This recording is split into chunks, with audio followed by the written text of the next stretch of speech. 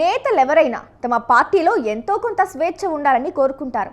అభిప్రాయాలను చెప్పేందుకు అవకాశం ఇవ్వాలని కూడా ఆశిస్తారు. ఇది అన్ని పార్టీల్లో అందరూ రాజకీయ నాయకులు కోరుకునే సహజ విషయం. పార్టీ ఏదైనా ఇదే అభిప్రాయం ఉంటుంది.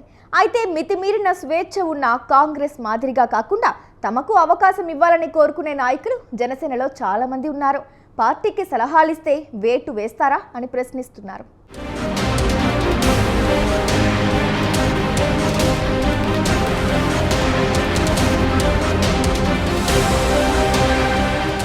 జనసేన అంతర్గత వ్యవహారాలపై ఉభయ గోదావరి జిల్లాలతో పాటు ఇతర జిల్లాల్లో కూడా చర్చ జరుగుతోంది. జనసేన తీసుకుంటున్న నిర్ణయాలు, నాయకులపై సస్పెన్షన్ వేటు వంటి కీలక పరిణామాలు చర్చకొస్తున్నాయి. ఇటీవల పశ్చిమ గోదావరి జిల్లా కొవ్వూరు నియోజకవర్గానికి చెందిన టీవీ రామారావుపై పార్టీ సస్పెన్షన్ వేటు వేయడం పార్టీలోనే ఆశ్చర్యానికి గురిచేసింది. అదే సమయంలో శ్రీకాళహస్తి జనసేన పార్టీ ఇన్ఛార్జ్ వినుతను పార్టీ నుంచి బహిష్కరించడం కూడా చర్చగానే మారింది. ఈ వారంలో ఈ రెండు పరిణామాలు జనసేనలో తీవ్రంగా చర్చకొచ్చాయి.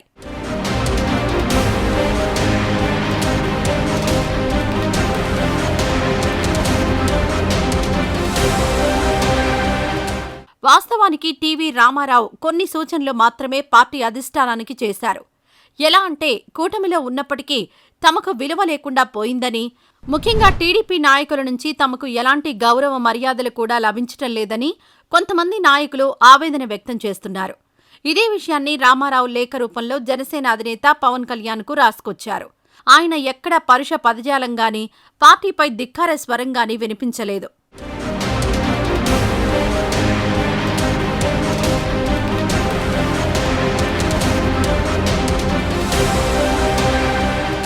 పార్టీలో గుర్తింపు కోరుకునేవారు చాలా మంది ఉన్నారని, పార్టీ జెండా మోసి పార్టీ కోసం పనిచేసిన వారు ఎదురుచూస్తున్నారని ఆయన చెప్పుకొచ్చారు.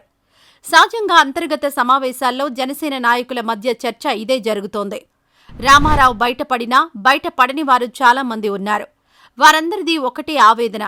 తాము గత ఎన్నికల సమయంలో కూటమి తరపున పనిచేశామని, కానీ నామినేటెడ్ ఇతర ఏ పదవుల్లోనూ తమకు ప్రాధాన్యం ఇవ్వడం లేదన్నది వారి ఆవేదన. సహజంగా రాజకీయాల్లో ఇటువంటి ఆవేదనలు, అసంతృప్తులు ఉంటాయి.